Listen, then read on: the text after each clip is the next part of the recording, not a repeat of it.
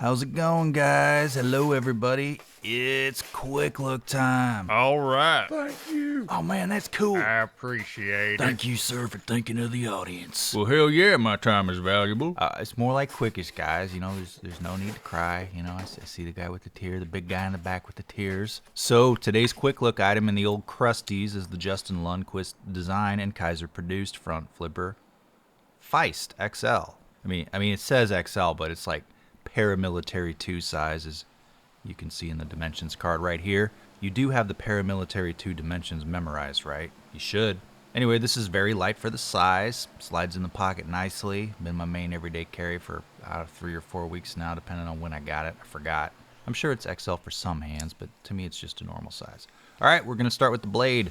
The knife carries several firsts for me. It's my only knife with the 4V steel, so I'm a little excited. And I do get butterflies when I touch the Richlite handle. Now 4V is a tool steel. It ain't quite carbon and it ain't quite stainless. Somewhere in the neighborhood of probably M4 for those not familiar. M4 seems a little more popular. And it took years, but someone showed up, I don't know, a few months ago and said it's not stainless. D2's not stainless. Well, okay. It stains less than your typical carbon, like a 1095, so checkmate. However, I'll link a Knife Steel Nerds article below that kind of gives you the rundown against, of 4V versus other steels, because you'll find no valuable information on this channel. But expect it to slowly stain as you use it against more acidic fruits and vegetables. What about meat? Yep. Okay, yeah, me too. Okay, you know what? Okay, I said there was no valuable information here, but here's a little advice. Don't ever admit you're wrong, because it's a sign of weakness.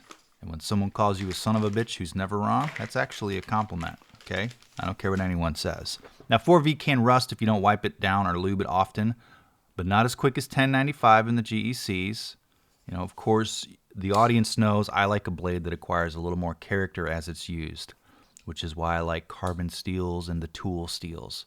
Now, since it's close to Christmas, I've been cutting a fair amount of cardboard with it and buttering quite a few pieces of toast between my passive-aggressive emails, and it's held up quite nicely to the toast.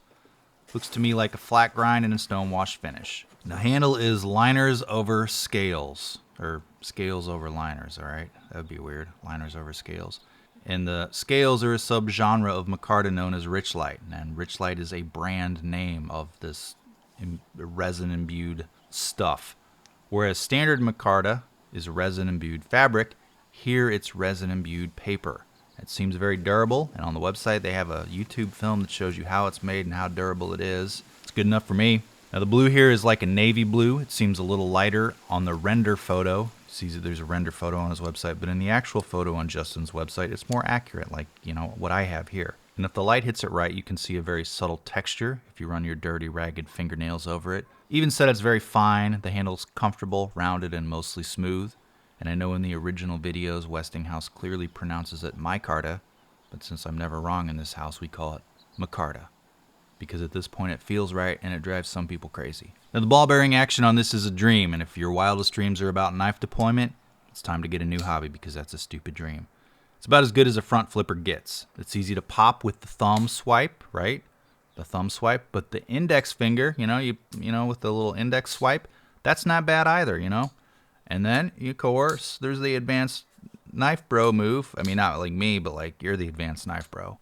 You pop over the top, and it's gonna fly out of your hands probably the first few times. So make sure your cat ain't around. He's probably pooping in your shoe because he changed his diet. The blade is a hair short of drop shut with just gravity, but a twist of the wrist, and it easily glides closed without a flick or a wiggle, as they say.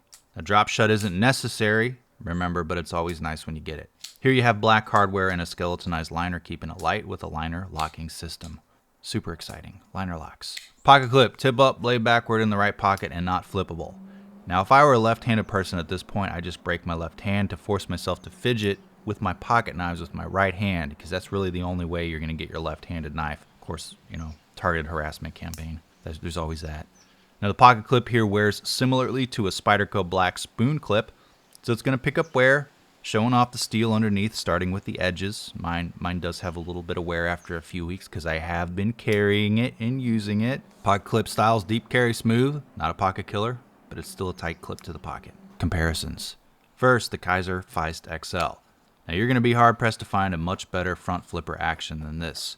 Some people might be over the minimalist knife look these days, but I still like it, depending on the knife. It's a nice looking, well-functioning knife with real good materials for about $80 to $200 or so, depending on which version you get. Some websites have their own versions. There's a lot of variations of the materials on this.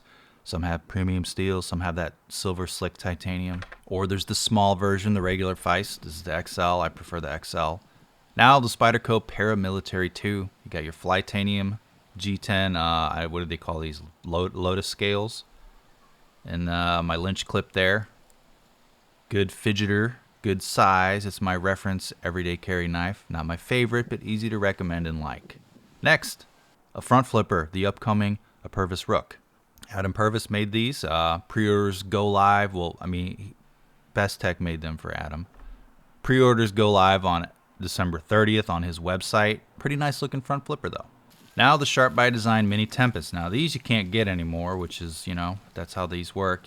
Brian, he puts the pre-orders and you buy them, and if you don't get them, you get like a chance on a website or two afterwards, and then they're gone forever.